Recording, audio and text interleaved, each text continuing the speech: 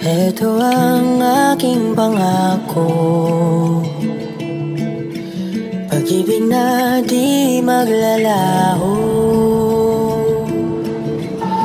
To be patient, to be kind and to be true, to love and to be loved by you. Chika Minute! May balita ko sa inyo, Bubblies. Magandang balita to, huwag na kayong mag-alala sa pagiging judge ni Donnie Pangilinan sa Pilipinas Got Talent. Dahil ayon kay Sir OG Diaz, taken na pala si Catherine Bernardo, isang non-showbiz, isang politiko. Ito, panoorin po ninyo ang video. So, ang sabi sa akin, imposible maging si Daniel at si Catherine. Bakit nga? Dahil ba kay Alden?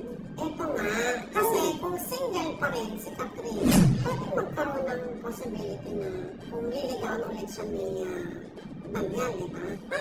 Teka, ano kung single si Catherine? Hindi na ba single si Catherine? Kaya nga, ang chika sa akin ay taken na raw si Catherine.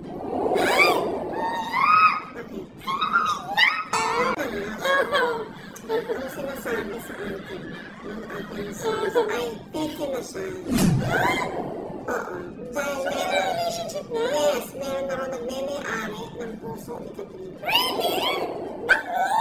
Ang sabi sa akin ang nagmamay-ari ng puso ni Catherine ngayon ay walang iba kundi si non-showbiz. Kilala ba namin? Oo. Na-interview ko na yun. Na one-on-one ko na. Alin doon sa dalawa? Politician. Batang politician. Bata? Yes.